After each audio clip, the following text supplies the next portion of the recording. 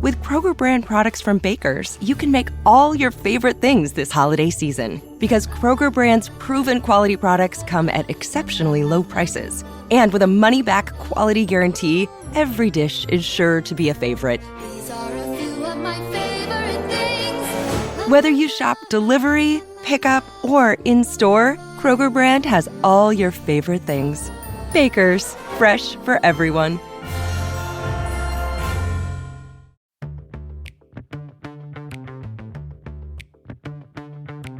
Hey, it's Christine from Storyworthy. Today on the show, author Joel Stein talks about spending time in Miami, Texas, and his book, In Defense of Elitism. So, for this book, In Defense of Elitism, I went to go spend a week in the county with the highest percentage of Trump voters. It's in Texas. And I'm very nervous that I won't meet anyone, or that people won't like me, or they'll find out I'm a Jew. So I had a lot of concerns. And she introduces me to the woman who's like the lunch lady. And she says, hello. And the second thing she says to me is, no matter what they tell you, everyone in this town is racist. Today on the show, author Joel Stein talks about his new book, In Defense of Elitism, Why I'm Better Than You and You're Better Than Someone Who Didn't Buy This Book. Stick around. Hey, this is Joel Stein, and you're listening to Storyworthy.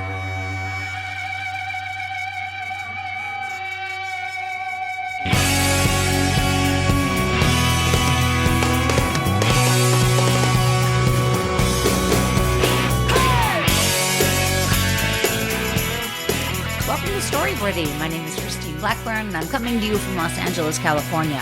Whether you're a longtime fan of the show of over 9 years, Joel. That's too long. We should end it here. This will be the last one, right? Is this the final one? I can't stop now, man. Okay. All wow. I have is my RSS feed, and they can't take it from my hands. Anyway, you guys, I'm super happy you're here with us. I hope you enjoyed the show last week with comedian Stephen Allen Green and his story about being an American in England. Do you enjoy England, Joel Stein?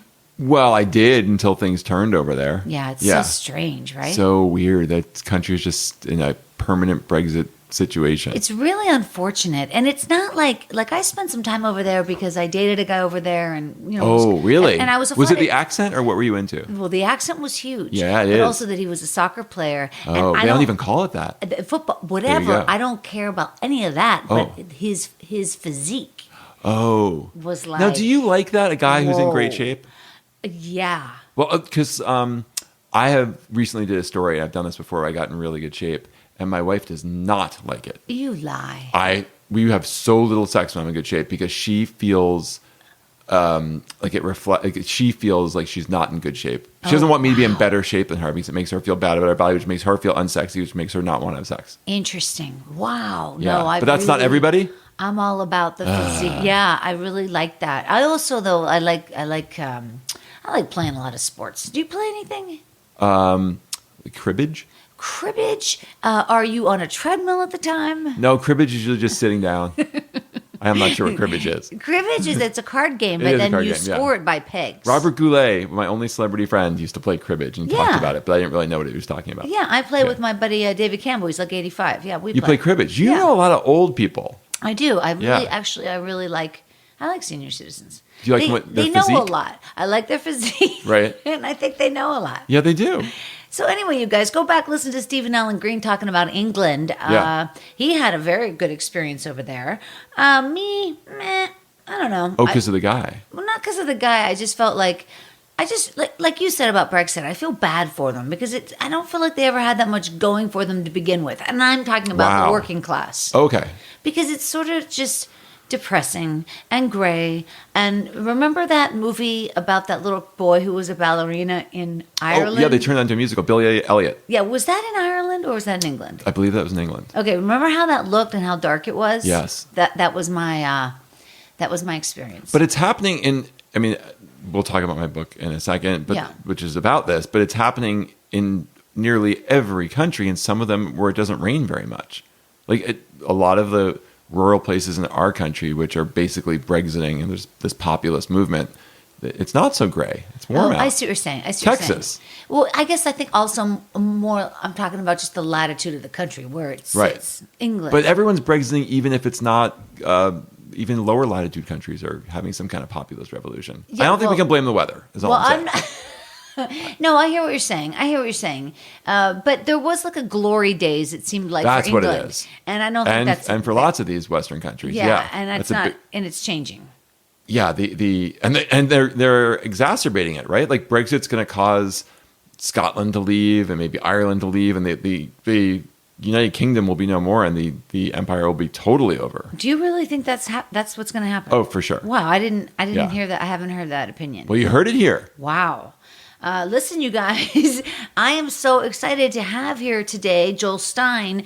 Would you say you were an author or a journalist or Humanitarian? a satirist or Not a satirist, probably. just a hottie? What Yes, would you say? right. Just hottie. Definitely hottie. Yeah. That's mostly what I do for a living. A lot of Instagramming.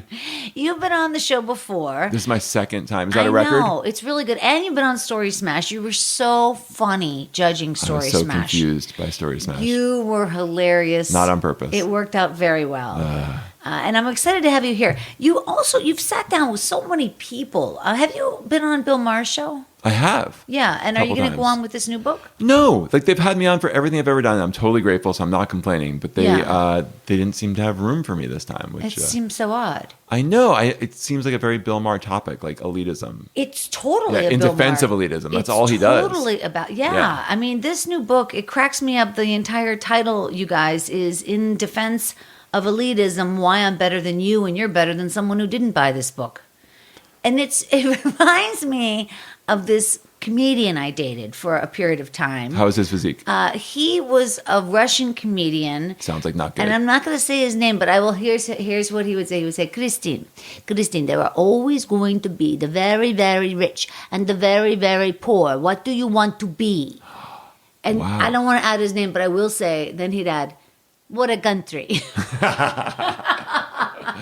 I've talked to said comedian before. Interesting. Just on the phone. Yeah. And he seems like a very smart, but also like a business guy. Very much so, yeah. Yeah, like he was able to work with the Soviet government on those cruise ships when he was a comedian in a really complicated way, and like work through. A long time ago, yeah. Yeah, but he was able to kind of, people who were very smart were like Sovietologists, and they figured out how to say what they weren't allowed to say. Right, because there was a ministry of jokes, and Yeah. you would actually have to submit Yes. jokes, and those are the only jokes that could be told. And no matter who you were as a comedian, you would tell the same jokes.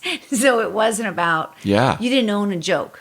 So In Russia, which is way back communism, when. right? Yeah. You Isn't can't that own interesting? anything. There's no Yeah. intellectual property. Anyway, so he would say that to me. What do you want to be? You want to be rich? You want to be poor? There's always going to be the two. Well, let me just quickly define elitism Would you? in the book, because I'm not talking about money. Okay. The elite I'm talking about can be in the media, they can be in the government, they can be in academia, they can be working for non-governmental organizations. So we're talking about people who are more interested in giving a TED Talk than owning a yacht. Interesting.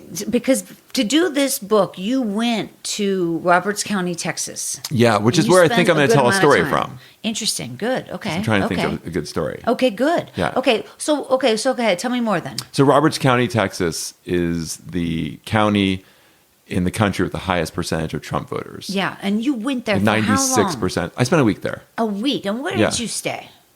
That's a great question, because I had been emailing the mayor Breeding, who also breeds cattle for a living, which I Get found. outta here. Is No. that right? Yeah, I think that they're just living in some kind of past like England where you got your name from being like, whatever you Yeah. did for a living. Well, they say that Blackburn came from blacksmith from Germany. And then he was bad at it and he hurt himself? No, wait. I think it was not a blacksmith. Is it who makes shoes? A cobbler? Yeah, I think so, yeah. Okay, I'm off track. But you think there was Blackburn came from a blacksmith who hurt himself. Is that what happened? Like the worst blacksmith, and he just had scars everywhere? Yeah, something like that. Wow. Okay, listen, the holidays are coming up, Joel, as you know, and you have a child, I have a child. Yeah. And here's the thing we got to do when we have kids. You got to preserve the memories. Do you know what I mean? Like, I have tapes of Alabama, even though it was only 12 years ago. They're still like on VHS tape or on 8mm, and they're on all these formats that I don't have the machines for anymore. Do you know what I mean? Like, I can't watch them because I don't have a VHS player.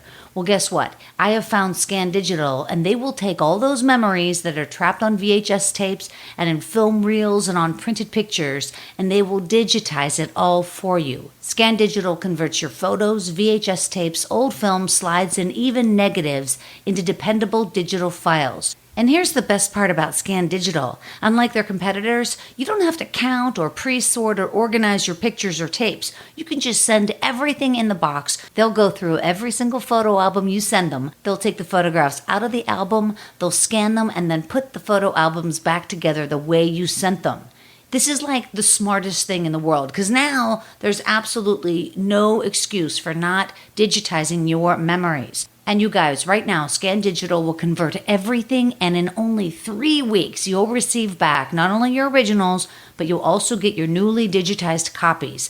And if you're not 100% satisfied, they will reprocess everything for free.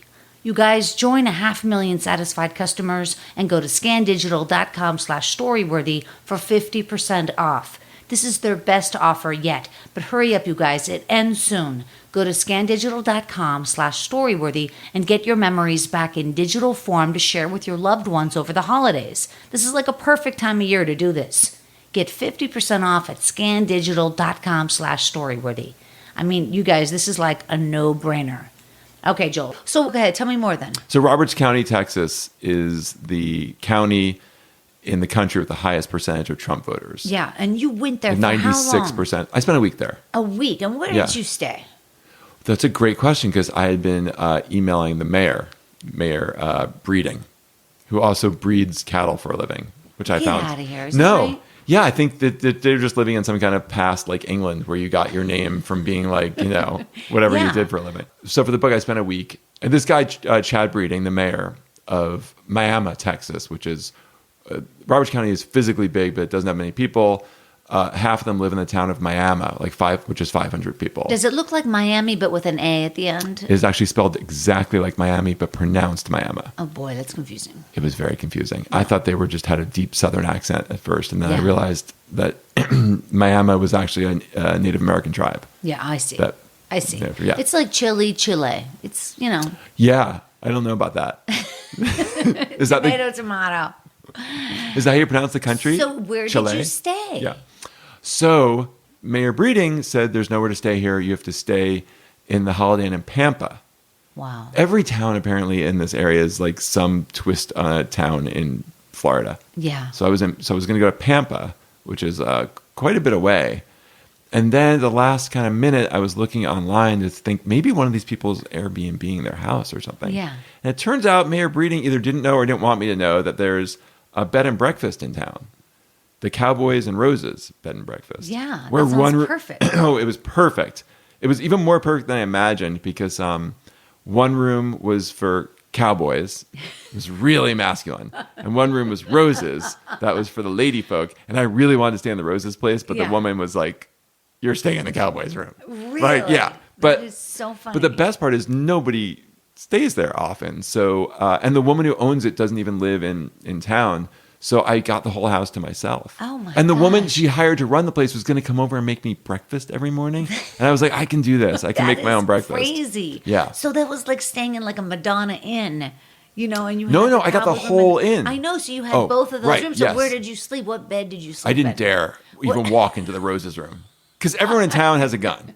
And I wasn't going to take any chances by going. I don't even know what the Roses room really looked like. I peeked in. That was it. It's probably like a Laura Ashley, It seemed it. It seemed like it smelled better. So you're there for a whole week. I was there for a week. Okay, so I think I'll do your intro real quick, and then I want to get into it because I think that you're. I'm sorry, you gave me this piece of into- paper that was so specific about the order to do things, and I blew it. You were so clear. Listen, Joel Stein is here, you guys. Did you mention the air date? I'm super excited. That's important. They know the air date because they're That's on the listening. list. Okay. I'm super excited. Joel Stein is here, you guys. But before we get to Joel's story, I wanted to remind you to follow me on the social media at Storyworthy. Why? I don't know. I don't know either. It's what we do. Why do we do it? Because it's what we do. And I will say this. Ego. I enjoy the Twitter. I know you enjoy the Twitter. I do. There's a little shot of dopamine I get. Don't like it. It's not good for us. I know, but you know what? Twitter, it keeps me in touch. It makes me laugh. You gave it 2 thumbs up, by the way, And physically. I feel like I can. I'm putting my thumbs in the You air. trumped it. And I feel like I can support people on there too. I don't know. I just All right. I think it's a more pure form. I like words though more than pictures. So Okay. anyway, that's where I am mostly, you guys, over on Twitter. But you can also find me, of course, on Instagram and all that stuff. And also, why not check out StorySmashShow.com. That's catchy. You'll see you on there, Joel Stein. Oh, then 'cause I'll like I go. said, you were a judge Yeah. on Story Smash. Oh, that's not And so I have a pretty. lot of great pictures and a lot of great, all sorts of good stuff over there. StorySmashShow.com. Check that out. Okay, you guys. You can win cash and prizes. That's right. There's cash, prizes. Spin that wheel. You've said that before. That came out really fast. Joel Stein is here right now. As you know, he is an author and a Thurber Prize finalist and also a former staff writer for Time Magazine. Do you read Time Magazine anymore? I don't. They don't send it to me at the house, so no, I don't see it. It was always so dry to me, but there would always be the one funny column, and that would be you. I was hoping you'd say it was mine. There would be one thing that would be like candy in the whole goddamn Yeah. pamphlet. You know what I Yeah. mean? Now that I look back, it seemed more like a pamphlet than a magazine. It was very Yeah. thin for a while. Well, when I first got there, I got there in 1997. It was Yeah. still pretty thick. Thick, yeah. Yeah, and it had a lot of words in it back then. They probably have. I haven't looked at those websites in so long, but do Yeah. they have a good? Do they have a good online presence? I would think, right? I don't work for them anymore. I know, but I'm just curious. I was there for 20 years. I think they ran a chapter for my book on their online on the time.com. Oh, that's nice. So I like that. Yeah. I don't. They just I don't should know seem more. as relevant as they used to be. For That's a because while when I left, there, 'cause when they got rid of me, it became a lot less for a while relevant. there, it was like to me. that was the shit, man. It was Yeah. like Time and Newsweek, and that's it. I interned at Newsweek in college. Really? Yeah, and it was like even when I got there, I mean, it was making quite a bit of money actually, Sure. and it was still anyone you called would call you back, and that was you get people to do all kinds of things, which was so exciting. That is exciting. But I mean, I think I missed the heyday of like the 50s, 60s Yeah. of when Time Inc. was really But still, rocking. I bet you learned a lot there. Oh my God, yeah, it was incredible. Yeah, just and- the access we had and the amount of stuff people. I just worked with really smart people. Like I didn't really realize until after I left that most offices don't have like 6 Rhodes Scholars on your hall. It was Wow, it was how it was interesting. intense. Yeah, And how long were you at Newsweek? I was only at Newsweek for a summer during college, but I was Yeah. at Time for 20 years. Right, but the Newsweek thing, it was nice because it kind of probably fed you right into the Time thing. Oh, the Newsweek thing, I talk about it in the book, was what made me realize that like I wanted to be in the loop. Is that Was right? what I called it. Wow. So I got there that summer, and I just realized how big the world was, Yeah. and that someone would just throw me an extra pass for like the opening to a play, or to the Democratic Convention, Yeah, or to fun. like a book party at Limelight that Roddy McDowell was throwing. Yeah, why not? Well, we still have pretty cool things that happen here in Los No, Angeles, but obviously. no. The cool thing still happened. It was the first time I knew about them. Oh, I I had see what you're access saying. to It them. opened your eyes, and yeah. it just was like, oh my God, I want to live in this world where like Yeah. I never pay for dinner because there's free hors d'oeuvres. Yeah. Yeah. Amazing. Yeah, Yeah. that's true. Like just Stand like- near the kitchen. Yeah, that's what they say, right? Because That's what I that's when say. the first appetizers come out. Oh, yeah, they're that's the hottest. That's the first thing you learn when you enter the loop. Yeah, No, they're it's not so the hottest. true. There's no one's taken them yet. Nobody's taken them yet. Also, you can kind of get that whole eating thing out of the way. Well, I just do it the whole time. You do? Yeah. I like to, when I go to like a little party like that, as it were, like a, and their things are coming around in a tray, I like to get all that eating in one thing. Do you know what I mean? I like to eat, and then Just I'm done. literally like fistfuls of food That's you're right. shoving down. That's exactly right. Really? That's a then good look. I go to the bathroom, I Right. reapply my lipstick. Oh, I thought you were going to vomit. No, that was in college. Okay. But no, then I reapplied the lipstick. Then I can come out, and then when people pass by on the trays, then I say, no, thank you. This is so Holly Golightly. I say, no, thank you. And people think like, oh, you're not having anything. I'm like, oh, no, I'm fine. What a society where women have to act that way. See what I mean? That's horrible. It is I a can just horrible stand thing. there and eat the whole time. Wow. Ladies and gentlemen, Joel Stein, I am so happy you're here. Like I said, your new book, In Defense of Elitism, Why I'm Better Than You and You're Better Than Someone Who Didn't Buy This Book, is available everywhere right now. And in my opinion, it makes a perfect holiday gift. Especially if you have, family members coming over that you want, maybe who are Trump voters who Yeah. you really want to piss off. Yeah. You just leave it out on the coffee table. Let them pick it up. Yeah. You know what I mean? Or not even, just And let them then- get angry. And then just let the hilarity ensue. Exactly. You also narrated the audiobook. Yeah, I didn't think of it as narrating. Yeah, I did it. I read it. It's tedious, isn't it? But well, I really like reading my own words, so it wasn't that tedious. You went Cracked myself up. But you went to now. I bet you didn't go into your closet like I did when I did an audiobook. I'm out of the closet. Now, where did you record? Obviously, at a studio. I recorded here at a studio in Hollywood. I think they were called Outlaw Sound or something. And were they, did they just let you do what you wanted, or? Well, the first time, my first book, they did, and I wanted, and then Mary Lou Henner came in the last day to re-record some part of her book, and I knew her because I cast her to play my mom in a show once, in a sitcom I wrote, and she gave me all this advice, which was too late now, of how to read your book. Oh God! And then, but I remembered it, and then I asked an actor friend to give me some advice, and then the producer or director, I guess I had. Really, yeah. He was young, and I had very little hope, but he was great, and I feel like I did a decent job this time. Oh, good. But I'm not like you would. I'm not an actor. Like no. But I mean, it's a tricky thing, But I do have a sexy voice. You so have that a helped. very sexy voice. I was going to say that. Mark Maron once said that he wishes that he had written his book after he read the audiobook. Totally. Meaning that as he's reading it Yes. aloud, everything is changing.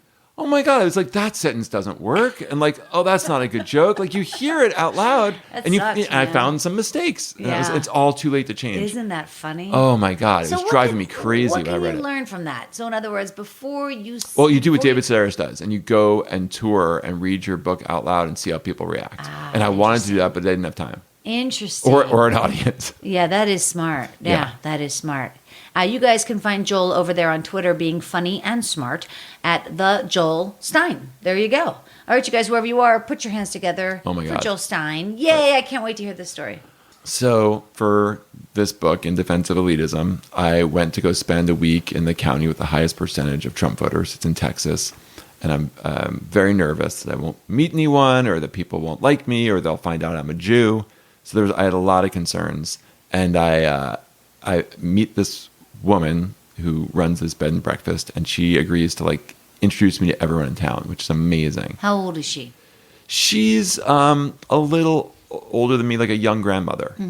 But she's cool. Like I'm very nervous when I get to this bed and breakfast. And she opens and I'm expecting like, a methed out, toothless mama, because I'd read Hillbilly Elegy. And instead this woman answers, who's like a young grandmother, and she's got like a stud in the top of her ear, and another cool earring, and these kind of like very Brooklyn-y sunglasses, and she's on her like smartphone talking on a conference call with Rodan and Fields, which is, do you know that like all my cousins are always trying to sell me makeup? It's one of these. Oh, no, I don't know it. Okay. Yeah, I think it's some multi-tiered marketing company. And she's like really cool and funny, and she agrees to show me around town. So she takes me to their brand new school that they've just built in this town, which also surprises me because I didn't think they were going to be spending a lot of money on education. I thought they'd be spending money just on cops and cop cars and cop outfits. But they have this brand new school, and they're showing it to me. And she introduces me to the woman who's like the lunch lady in the cafeteria. And I just like, I'm nervous. I'm in this town. Like, hi, I'm Joel. I'm here reporting. So that's the voice I use when I'm reporting. Yeah. And she says, hello. And the second thing she says to me is, no matter what they tell you, everyone in this town is racist. Wow. Which is weird, because if someone visited LA, you wouldn't be like, hi, just so you know, everyone in this town's a phony. Like, it's just not how you present your town. Yeah. And so that was in my head. And then that night, she brought me to have coffee with her friends. And we were, by the way, walk into the guy's house, or the couple's house that we're going to have coffee at, and walk into their living room. And there are 14 crosses on the wall. Wow. Right? That's a lot of crosses. That's more than any building I've ever been to, including churches. You counted them. I did. Yeah. I did. And there was one that I found really interesting, and I asked him about it. And then he brought me into his garage, and he showed me where he takes Reader's Digest condensed books and carves them into crosses. Wow. Yeah. And then he paints them or something? No, he like puts this little bow around them with a little cloth flower and sells them. People who like a lot of crosses do seem to be quite crafty. That's an interesting observation. I think you might be right. Yeah. Yeah. I mean, this isn't why they do it, but of all the things to craft, it's a pretty simple thing to craft. Yeah, it Yeah. is. By the way, the first person that you met, the lunch lady, it seems very ominous that she would say that. Yes. Like almost like in a Stepford Wives Yes. thing, like turn back, turn back while you can. Well, she, I think, was one of the few people in town who had mixed race children, and they left as soon as they could. And she had Yeah. a different Wow. experience. So I was on this porch that night, and people kept just showing up at this house, which was so nice. Like people Because they aren't. knew you were there. No, I think they just do this every night. And they're not looking at their phones, and they're just hanging out and talking. And it's quiet out, and you're in this like, screened in porch in Texas, and it's just kind of lovely. And then one of the guys, everyone's super friendly except this one kind of ornery guy, Jerry. And Jerry says to me, the host is doing this lovely thing where she's introducing me, and she's saying that I wrote this. She's making me sound important. She's saying I wrote this column for Time. And Jerry goes, I know who he is. And he says, I've read your column. Wow. Which is a weird, people, when they observe something about you, usually throw in a compliment. It's usually like nice shoes, Yeah, not just like sure. shoes, which is what this felt like. And then he said, when you came down here, did you think we'd all be racist? I was like, oh man, like, how do I say yes? Yeah, the lunch lady told me. I wanted to do it in a nice way though. And so I thought about it and I went with no, which got across the nice part, but not the yes part. Yeah. And so we talked for a while, and then a couple days later, I was. Wait, so they left that night, and you just said, "Okay, well, thanks for chatting with me." Yeah, we actually wound up going to breakfast. I think the next day at the cafe. You in town. slept with him? And then I slept with him, which was really scary because they all have guns, and don't lock their doors, by the way. Yeah. So when I asked the bed and breakfast, the woman running my bed and breakfast, Yeah. for a key before she left, she said, "Oh, we don't lock doors here."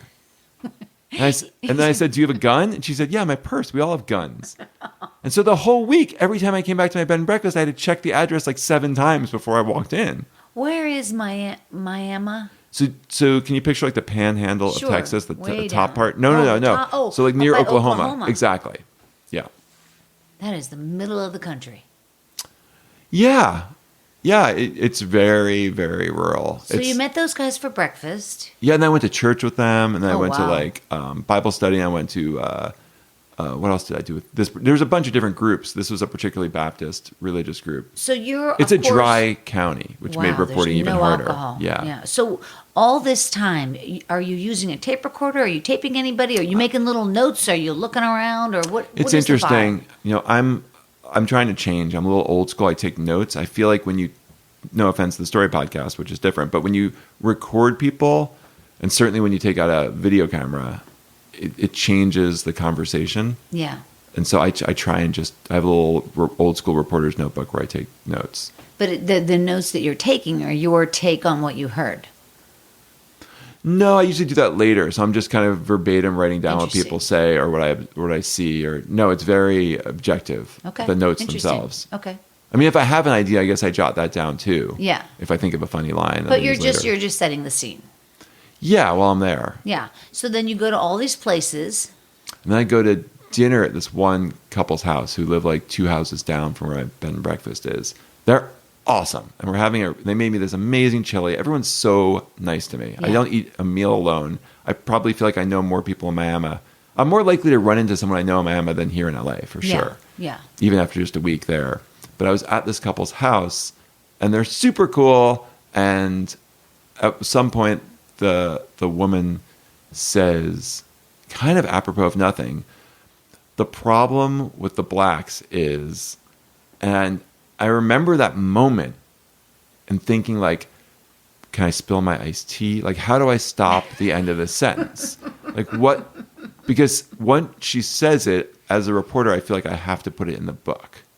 And no sentence that starts with the problem with blacks has an ending that I'm going to like. Right. It's never like the problem with blacks is it doesn't bring out my eye color. Right. It's, Right. yeah. And so I really thought so much about like, can I get this dog to hump my leg again? Like, what can I do to stop her? Yeah, just coughing fit. Yeah. Feign that you're ill. Yeah. Or just finish the sentence for her. So what did she say? Just jump on the grenade. I can read it from my book, but the ending wasn't great. It was about Black Lives Matter. Yeah. And in people's defense down there, it's a totally white town where the cops get along with people. And the idea that you would get pulled over for no reason seems absurd. Yeah. And cops really represent the last of the truly respected non-elite jobs in our country. It's about bravery, and it's a physical job, and it doesn't require a lot of education. So insulting cops was kind of like insulting them. Yeah. So I failed, and I remember just feeling this real tension between I don't want to record what she said because I think they're like nice people who just have a different experience about some things, and I'm ignorant about other things. I feel like they knew more about my life than I knew about theirs. But they're taught. Well, you're in a public place, right? But I also think about things I've said in my life when back in the 80s or 90s that would be horrible now, and they're just living. Okay. In the past. So you give them the benefit of the doubt, as it were. Yeah. And then what? And then I just have to decide whether I write down what she said or not. Yeah. And put it in the book. And did you have to describe elitism to them, or did you have over to tell and them over? Yeah. In and everyone context? else. Yeah. And in the context that you're talking about, like you said, you're not talking about rich and poor. You're talking about what you feel like in respect to everybody else in the room. I'm talking about the people who influence and control the way the world is. And that's... You mean the white male? No. Well, they would say the opposite. So what they feel is that, like, when you ask white Christians, and this was true of everyone I talked to in Miami, if Christians or white people or white Christians are more discriminated against than black people in our country, that's a big hallelujah. They all say yes to that question. And that was hard. So I'm a smug bastard, and that's part of the problem with being an elitist. And I tried to just stifle that and listen. And eventually I heard what they meant, which was that human beings, everyone feels acceleration. We don't feel speed. And white Christians and men have less power than they used to have. That's right. Yeah. And they feel that, and they feel like it's an existential threat, and they need to fix it. In a way, it's not fair because it's not like all men are like that, and it's not like you're like that, or not everybody's Louis C.K. and wants to just whip out, and not all men are like that, and not all men are racist, and not all men are, all those things. But I don't even think it's... it's hard for them in a way. I think it's one step before that. I don't think it's like I'm being blamed for other men. I think it's... So I like to think of how I experience this, so I can relate. And it's that I am often faced with a choice, which is, do I want to think about things that I've done and do, and the kind of porn I look at, or however I want to put it, like things I do, and do I want to say, oh, that's not right, I wish I acted differently, I'm going to try and change? Or do I want to say, that's how men are hormonally, and like you're asking me, you don't understand what it's like to be a man, and you're asking me to act against my nature and against my will, and it's unreasonable and impossible. Right. Like those are my choices. Right. And I'm always going to choose the second one. It's just a much easier choice to justify your action, right? No. Always. That's not what you do. That is 90% of the time. That's what my brain does.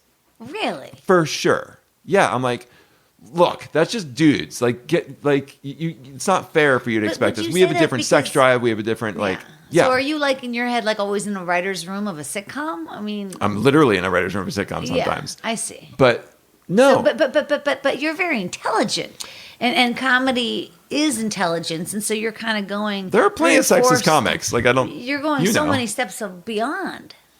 Yeah, but you can't.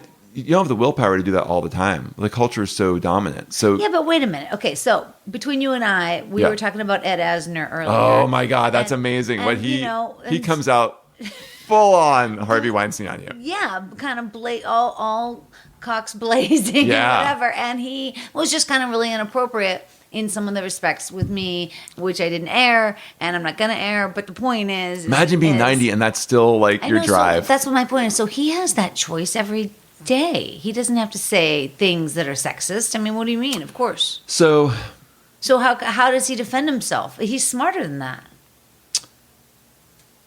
you can tell yourself a lot of stories and justify a lot of things for your behavior and your natural inclinations. Yeah. And if you live in a society, I mean, the systemic change needs to come from society, right? Like we need to suffer on some level or have examples of how not to act. Right, and that's where we're at right now. But when you say men are like, I'm not like that, I think it's more than that. I think I heard the Cambridge Analytica guy very smartly explain this in that a lot of men right now straight men feel closeted. Mm-hmm. What they feel is like, I can't act normally or I'm going to get yelled at. I can't be myself in public. And that's not fair. I hear what you're saying, but I guess like I know I don't know, like I think about like my brother. Like he's like a real man. Like my brother would never, at least to my knowledge, I've known him my whole life, he would never act in a way that, you know, and I don't think he has to try to act respectfully. He just is. He's a respectful guy. He would never say something off color in front of mixed company, as it were. I don't think he would. But I don't think he has to try. Ask him if he's ever done things that he's not proud of.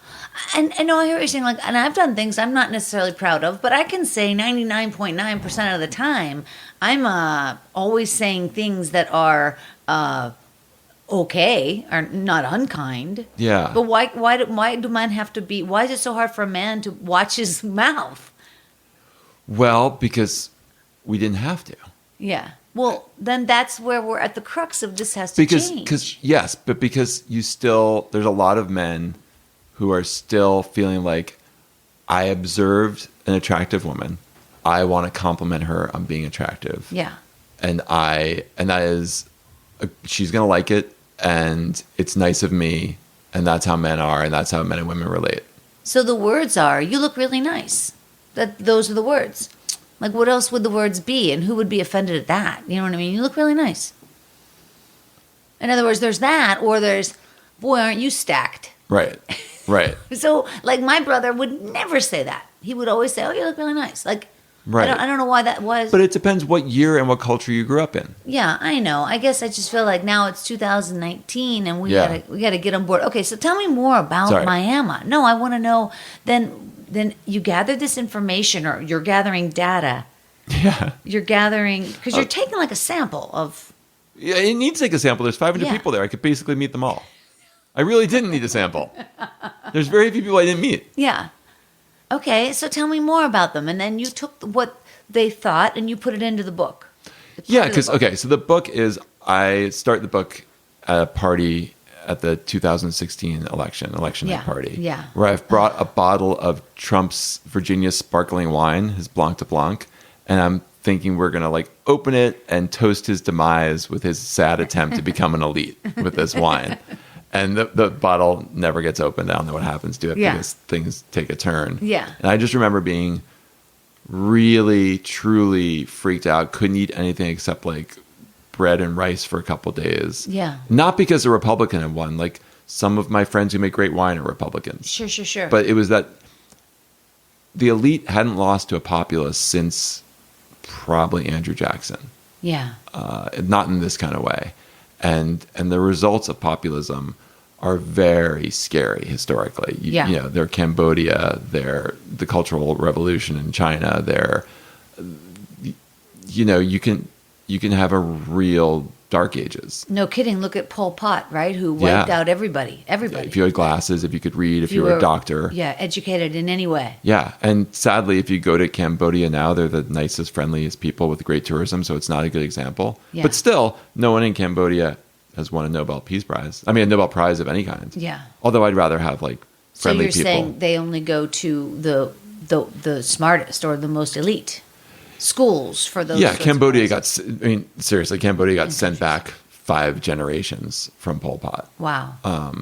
And that is that is what happens when you deny expertise and you believe that people can operate from the gut and that you just inherently know more than the generals know. Oh my and gosh! That's a scary world to me. Denying that globalism did a lot of good for the world and trying to like shut down all of your borders to immigrants and to trade and to bring your interest rates to zero.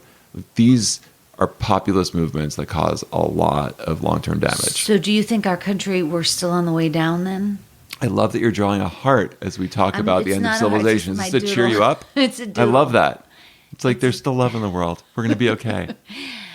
Do I think our country is headed for that? That's a cool, interesting thing about living through history. Yeah, we is that, are. Look, when I was a kid, I'm Jewish, and I'd go to Hebrew school, and they'd show me like stuff about Kristallnacht, and all I could think was, why are the Jews in Germany so stupid? Like, why didn't they leave? And now that I'm living through a historical moment, I realize you have no idea what's going to happen. Yeah, no idea. Like, you've seen this play before. You've seen Pat Buchanan. You've seen populism, and it usually washes over. Yeah. It's like when they tell you to leave your house because there's going to be a flood, and you've been warned 10 times. Like, you don't know which time is real. And I feel like right now, I don't know, does this wash over like McCarthyism? Is this the last gasp of old white people? It's I don't know. the scariest thing because it's unpredictable. Yeah. Where are the hottest impeachment parties going to be? That's a great question. I already was invited to one that was away, but it was at my neighbor Stephanie Miller's house. Oh, yeah, right. Who's a liberal radio host. She lives like right down the street from me, and she's the party I was at for the 2016 election. Oh, wow. She's been waiting to have an impeachment party forever. That will be a big party. Yeah. And so... but he's not the problem. Yeah. Like, Trump is just... Well, he's the... What would you say then? He's result? Like... I just think, he's one of the cancerous moles on this melanoma. Like, getting rid of him doesn't get rid of populism. It's in every country. And we'll get a smart... We're lucky we got the dumb one. Yeah.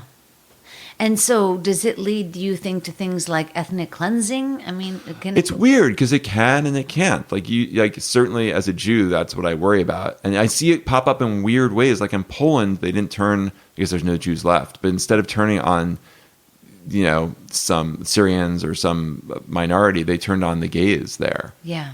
So yes, populism usually comes with a belief in blood and soil. And there's some group that doesn't fit, or groups that don't belong in your blood and soil. Which is the Kurds right now.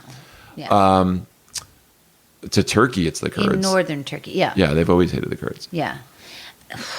What do you tell your son? Because what I tell my daughter... Oh, you wrote Kurds, and now you're going to draw a heart over the Kurds? No heart for the Kurds!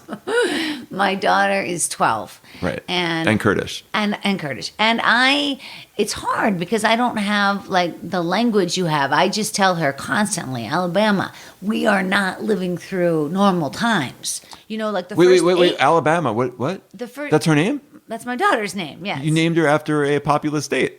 This didn't help. Well, you were going to name her Mississippi, but you were like, that was too much. I keep thinking I should have named her something more progressive, like California. Listen, Massachusetts, things are going to be fine. I could have named her Alyssa Milano. That would have helped. I tell her, Alabama, she was alive. The first 8 years of her life was with Barack Obama. My son's 10. Okay, right. So then we have this. And I tell her, this is not normal. This is not how presidents behave. Right. I don't know if you saw the recent video of Barack Obama against... The Kimmel one? Yeah, the Kimmel one. So good. The two of them. So he blurred my book. The caption. Yeah. Oh, really? Yeah, I emailed him to tell him how much I liked that. Oh, that was nice. Jimmy Kimmel. Oh, that was so nice. It was nice of him. He's super nice. Yeah. Oh, yeah. I've met him before as well. He, so anyway, we're talking about that mashup he did of basically Barack Obama talking about catching bin Laden and then Trump speaking about catching Baghdadi. And it was just so... It was hilarious. It's hilarious. It's also so sad. I emailed him and told him how important that video was, besides being hilarious, because it shows you... Because things get normalized. Yeah. Like, we're getting used to this. I know. And the comparison is so useful to be like, this is not the way presidents act. And I show my daughter things from Obama, and I'll show her. I'll say, see, honey, that's a presidential tweet. See, honey, look. And because I'm always, and I'll show her, this is what should be happening. But this is how dictators and populists act. Always act. Did you hear the president of Brazil's rant 2 days ago? Whoa. So he was accused of having been involved in the murder of this lesbian politician in the city. And the network the main Brazilian network kind of tied him to it. Yeah. But he went on some social media and just screamed like a madman for like 20 minutes, like a crazy something person. like, I can do that if I want, or what was he No, saying? he didn't go that far. No, he thinks he's been wrongly accused, Yeah. but he's going to shut down the media. It was just, but Yeah. it was the tone Yeah. more than even what he said. So what do you tell your son? But people love that. People love strongmen. Well, because they go to wrestling. I mean, this isn't Yeah. unusual. I mean, but there's something that there's monster truck rallies, and they still get people at them. But there's something about having your country run by a strong man. But there's something about pure entertainment too, and I think they just want I do to too. wrestle things up because they're bored as shit, and Yeah. they're sitting in Miami, Yeah. Texas, and they got nothing else going on, and they can't see the big picture because it does not affect them. And when it doesn't affect them in a good way. So, what do you tell your son? That's Right. what I want to know. So I freaked out the night of the election. Mm-hmm. And he had spent being like living in this super liberal enclave, having NPR played in the car, and his mom was more liberal than me, ranting against Republicans Yeah. and Trump in particular. The night of the election, the only thing I could do to like get him to bed in his pajamas and try and smile was I said to him, Trump won, and it's not going to affect your life at all, which has turned out to be true. Like, I didn't know if it was true at the time, Yeah. but I figured, his timeline is like, he can't think more than a week ahead anyway. Yeah, He's 10. sure, I figured sure. he'd be fine for a week. But it has turned out to be true, and we're so fortunate that, like, we are people not affected by this. Well, that's what my family back east would say. They would say, as soon as you say anything negative about, Trump or the administration, they say, all politicians are like that. Right. It's always like this, Yes. and it doesn't mean Adam Carolla anything says to this. you. Yeah. Yeah. Whoever's and- president doesn't affect my life. And it doesn't. It doesn't affect Adam Carolla's life. It doesn't affect my life. But, boy. but it affects a lot of people. It affects my life in that I can't let my daughter watch the president speak. Yeah, but that's more, I mean, that is important as far as the future of democracy and norms, and that's what I'm really worried about. But of course, if you're, a kid who was taken here when he was 6 months old, it affects you. If you're a refugee trying to get into this country, it affects Right. you. I mean, but even to the extent that I'm listening to the news on the way to school and it comes on and it says, because Trump said grab him by the whatever, and they have to beep out what the president said. And then my Yeah. daughter says, what did the president say? And I said, well, I can't actually say that. Like, it's Yeah, hard to and it's hard to explain. go back after that. Like, you don't go back to the founding fathers after you get Andrew Jackson. Yeah. So I'm worried about the tone, but I'm also worried about the norms. Like, Yeah. we keep our society together. Everyone keeps saying to me, like, well, he should be impeached because he broke the law. Yeah. And we're a country of laws. Like, he has to be Yeah. impeached. And I keep wanting to say, like, laws are sort of meaningless if the population doesn't want to abide by them. And we're getting to a point where democracy itself is something people don't want to abide in. And I get into it in the book as far as the percentage of young people who think the country should be ruled by the military instead of an elected leader. People aren't real into democracy right now. They feel like it's too slow. They feel, which is how it was designed by our founding fathers on purpose. They feel like it's not giving them what they want right now. Yeah. And we're moving more towards direct democracy. We live in California. Like, Yeah. we're voting on things we should never be voting on. I know that is so strange. We're voting to on me, judges, too. Yeah, why are they asking me who I should, who should be a judge? Why would I know that? Also, the propositions, which are purposely confusingly written and like are about very complicated things. Yeah, I'm not sure why we have, but then Because people again- want direct democracy and they want it right now, and it's leading towards. The republic was built so carefully, and we've taken Yeah. away so many of the safeguards, and we're giving all this power to one person. Yeah, because we and- want immediate gratification. Yeah, we want. Trump is the great simplifier. It's sort of fun though watching it all burn, isn't it? Like crash and burn, isn't Well- it sort of fun? Like when Rudy Giuliani butt dialed that reporter last Amazing. week. It's super funny. It's like Keystone Cops. It's sort of funny. And then when you see that Trump literally had that photo of the dog photoshopped. He's putting there's no medal of him putting there's no picture of him putting Yeah. a medal around a dog. It was photoshopped. Yeah, but my fear is that, like, look, there's nothing funnier than Putin on a horse without a shirt. That is Right? funny. Yeah. Hilarious, but also very effective. Like, Interesting. and we get into the point where we're making jokes about our authoritarian leader the same way we made jokes about George W. Bush, Yeah. or the same way we made jokes about Bill Clinton.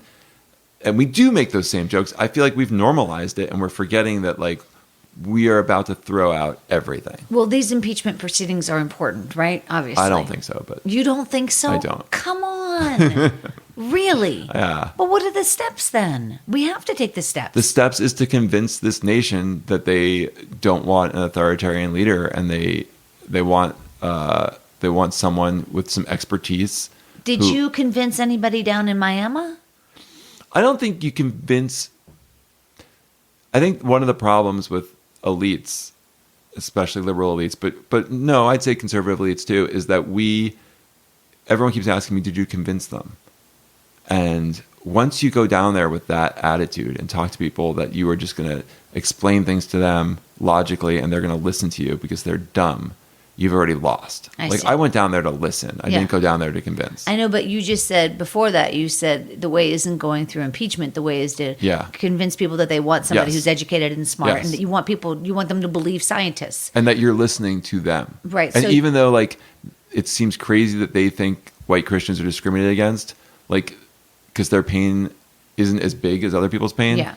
Their pain is real. Like Yeah. rural America is in trouble. Like They're rural bored. England's They're in trouble. They're bored. I don't even think they were bored. I think they There's no industry. The industry's left their town. and it's not they're even pissed. economic. Like things change. Like to us, Yeah. like gay marriage, transgendered people, like Me Too movement. These aren't new. These aren't crazy. But if you live elsewhere in the country, these things just happened. Globalization just happened. The massive immigration that we've seen in the last 20 years feels very new to people. And they're processing this change, and we are angry at them for not processing it as quickly as we do. Like when we say "don't say tranny," to a lot of people, it sounds like "don't drink oaky Chardonnays." Yeah. Like it's just us acting superior because we see the trends more quickly than So they do. you can't say tranny? No, you can't say tranny. You should cut that from this. I'm going to cut that. No. So Just beep it are you bored at all during this talking about- conversation. No, but I'm not the one doodling. Are you bored at all talking about this topic? Because you write the book, so obviously you're interested, and obviously you want to No. put it on paper. And now you got to do the book tours, and you got to Yeah. talk about it over and over. I'm like a humor writer. I should be writing about like the goofy things my 10-year-old son did. And any other time in my life, that's what I was doing. That's what I would be doing. And I was doing for this book. And then I realized that it felt really stupid and unimportant. And I had to write a book about politics instead. Okay, so then exactly, you're Everyone taking does. it very seriously. Yeah. Exactly, everybody's using their voice, their platform, and speaking out. So then, why do you say then that the impeachment process isn't worth it, or it's not? Oh, because no, we my have fear, to I wrote a do- piece for the Washington Post, I think, last Sunday, an op-ed piece. And the argument I make is that like impeachment seems very elite in a negative way. It seems like a bunch of people who want to help their own, make political points and are using, obscure parts of the Constitution to try and subvert the democratic will of the people. And it's not going to result in kicking him out. It's just going to be a big political show instead of helping American people with real issues. And I feel like it's going to play very badly. It played very badly for the Republicans with Clinton. And I feel like it's going to play that same... Like, look, I'm an elite. There's nothing I enjoy more than seeing people dig up parts of the Constitution and then have a courtroom inside the Senate with the Supreme Court justice the Chief Justice in his robes presiding. It's like a PBS special. It's awesome for me. It's amazing. Yeah, but that's not how most Americans, especially the ones who hate the elite, are going to feel I know, about but this. how can you can't It's gonna compare backfire. what happened to Clinton to what's happening now? These are words on a page. These are transcripts that we know. We know what was redacted. We know what wasn't. We have. I don't think there's so many I don't think there are accounts. Americans who are what we call informed voters who don't have enough information about Trump to decide if they want to keep him or not. Yeah, I don't think those people exist. I see. I think there are people who are uninformed voters who aren't going to follow this, who just think this is politics. Ay ay ay ay ay ay. Like honestly, it's way better for the future of democracy if you vote him out big time. Except for the fact that if the election is hacked again, then.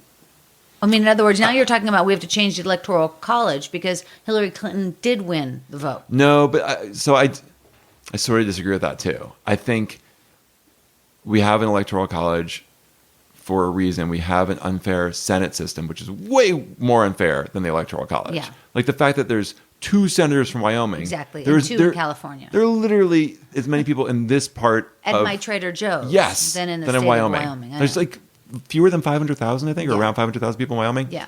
So, but that's the compromise we made as a republic. Right. And it's not a pure democracy. And in some ways, that's great because we're protecting rural people from the centers of power. Sure. And we, there's a lot of things we built into this system that are not purely democratic. Not everyone can vote. Like we have a lot of rules about all this stuff. Okay, but still, if the election is hacked, the election is hacked. I don't think that's what it was, though. I think people look.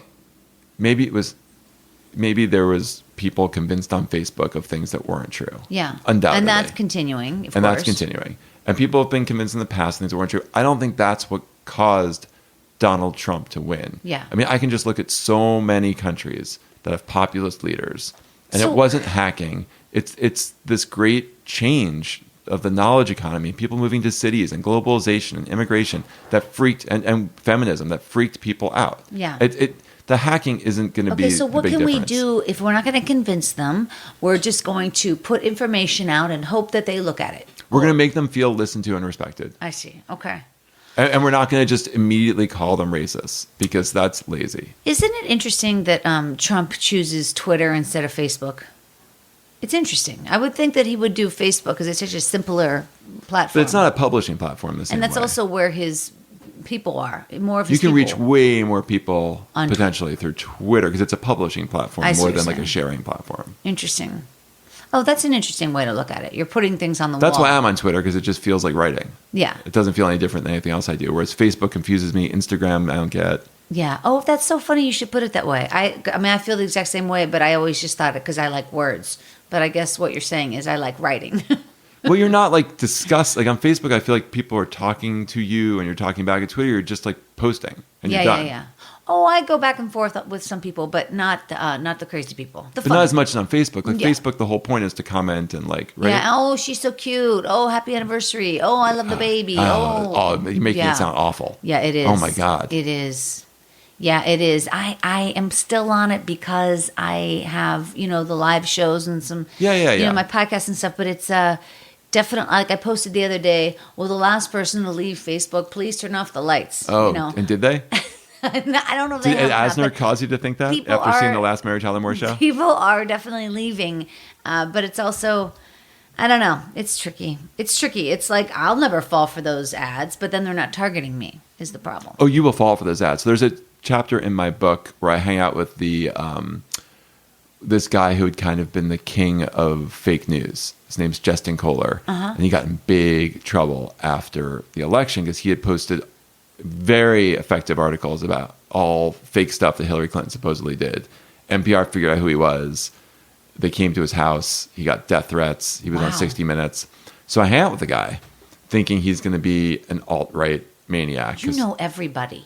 Well, I didn't know him. I just went to go meet him. Okay. But I had spent like 3 days with Milo Yiannopoulos. And so Yeah. I knew the alt-right types. Yeah. I did that for a different story.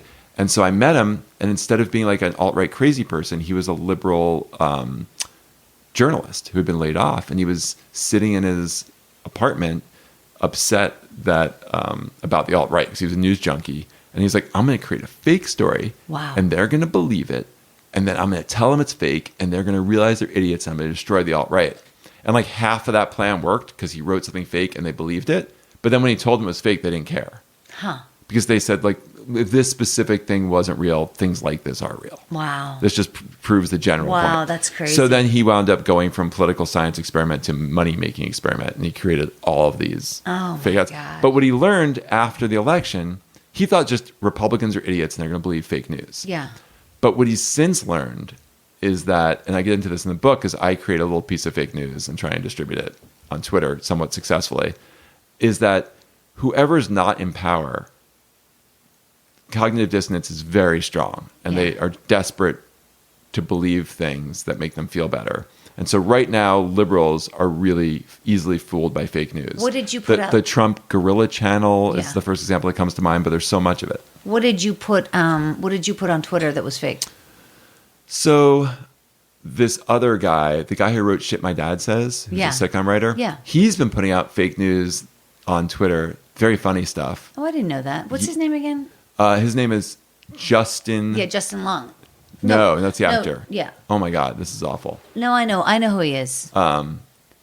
He showed me how to go into Google Chrome Yeah. and take an article. Yeah. And it's very easy. You just change some words, and it looks just like the original. You can take a New York Times article, and Sure. without messing with the layout or the font, change things, screen grab it, post it. Sure, And it sure. looks perfect. Sure. So the thing I posted was right after Stormy Daniels first came out in like In Touch magazine, Yeah. saying that she slept with Donald Trump. Yeah. And I changed part of the story to be that she was in bed with him, and he'd said something about 50 senators. And she's like, oh, there's 100 senators. And he's like, sweetheart, there's 50 states. And he started singing that 50 Nifty United States song. And it just added it to her take on sleeping with him. Yeah. And a small group of people got really excited that he was singing the 50 Nifty United I see States what song. you're saying. That's Yeah. funny. Well, we are living in interesting times. That's the curse, the And Chinese curse. It's the strangest thing that this is all going to be in history books someday. And what I'm really interested in is the fact that when I was taught history, everything had a simple reason. Yeah. Like, oddly enough, when I was growing up, they taught us the Civil War was due to economic disparity and anxiety between the North and South. Yeah. Not about slavery. Right. It was always like the slavery was part of it, but it wasn't the Secondarily. main thing. Yeah. Which for was, sure. which, by the way, wasn't taught before we went to school and isn't taught now. Yeah. Like, it's not true. Yeah. But there's always some simple reason. And this is going to be simplified. They're going to say it was... No, but you have to. You can't learn the complexity of everything. So there's going to be... Someone's going to figure out a plausible reason this huge populism wave happened. And maybe it'll be like the knowledge economy destroyed the industrial economy. And that was too big a change. Maybe it'll be people talking about, the diversity factor and the fact that white people became a minority. I don't know what it's going to be, but there's going to be some reason given, and those of us who lived through it will know that it was somewhat more complicated. It's going to be something more internet related. I mean, just Maybe. the fact it's I going don't to be know. something about the way that we're getting our news. It could be. It's going to be about we forget what happened 10 minutes ago. You know what I mean? I never Yeah. go past Twitter past like 2 hours. It's Yeah. like everything has to be like so fresh. Yeah, Ay, ay, ay. that's a great noise. Thank you. All right. Are you already writing another book? No. What's next? I don't know. You have ideas? Well, you're so bright. I'm so smart. You're very bright. It's weird, right? Well, it's not weird, but I actually give off more heat than most human beings, just from brain power. I have to You- eat so much fish. you're going to stay in California, right? You're not going back to New York. No, they won't have me. Yeah, no, but I mean, you're living here, you're raising your child here, you're Yeah, here. Okay. it's so much nicer here. I know. I Yeah. just think about playing tennis as much as I do. It's Yeah. just the best. I know. They What don't do you- even know what tennis is in New York. What do you do for outdoor activity? What do you do? Anything? I do a lot of skeet shooting. What? No. Ski. Do you do anything in the park? You live in the park, close I to the do. park. I go hiking. Yeah. I'm really bad at tennis. Occasionally I'll play tennis. I'm an indoors kid. Yeah. Yeah. There's a new sport called pickleball that's super fun. Oh, You yeah. seen Old that? Jews love that. So My dad was fun. playing that for a while. It's a blast. I'll do yeah. that. You should. I have an extra set right in there. Really? I could teach you to play. I would love to play It's pickleball. super fun. Yeah, Okay. because it's like all the fun of tennis without the running. Although That there- seems to be the purpose of there's tennis. still a lot of running because Okay. it's like, but it's more like back and forth and There are no pickles involved. There are no pickles. It's unfortunate. I know. That's how they tricked the Jews into playing, I think. Listen. They called it pickleball. All right, you guys, we're going to wrap it up. I want to thank you so much for Oh, I tuning wanna in thank today. you. Oh. Joel Stein, you are amazing. I thought you were thanking me. I am thanking you. You're really thanking the listener. You guys can find his brand new book, In Defense of Elitism, Why I'm Better Than You and You're Better Than Someone Else Who Didn't Buy This Book. It makes a great holiday gift. It really does. You're super funny. It fits in a stocking. It fits in a stocking. Thank you so much. Thank you. I really appreciate it. And one more time on behalf of Joel Stein, find him over there on Twitter at the Joel Stein and find me over there as well at Storyworthy. All right, you guys, thank you again so much for tuning in on behalf of the very talented Joel Stein. My name is Christine Blackburn saying, make it a Storyworthy week.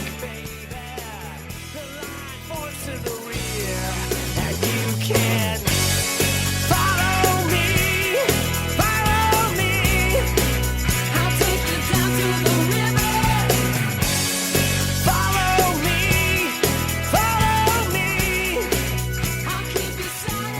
Thanks for joining us on the Storyworthy podcast. We'll be back next week with all new stories. Subscribe to Storyworthy on iTunes and visit the Storyworthy website at storyworthypodcast.com.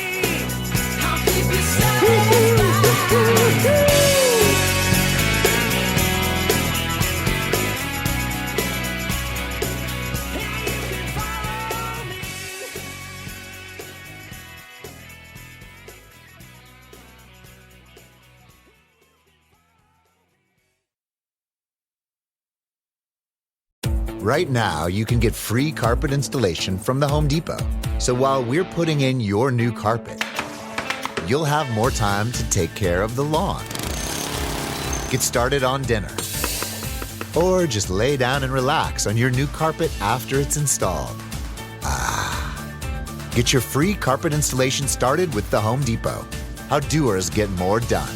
Minimum purchase of $4.99. Exclusions apply. U.S. only. See store for details. Dad's Mr. Popular at the JCPenney Father's Day sale. From teas and tech to fragrance and fitness, find cool gifts for every kind of dad. Surprise him with an iTouch Active smartwatch, now $29.99. Score major savings with doorbusters, like St. John's Bay polos, just $7.99, and shorts, $16.99. Plus, shop extended store hours Friday and Saturday. Shopping is back. JCPenney. Offers valid on select styles through 6/19. Some exclusions apply. Doorbusters and smartwatch excluded from coupons. See store or jcp.com for details.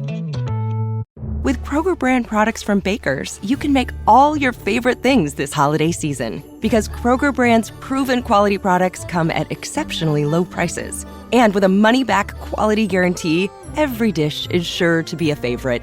These are a few of my favorite things. Whether you shop delivery, pickup, or in-store, Kroger brand has all your favorite things.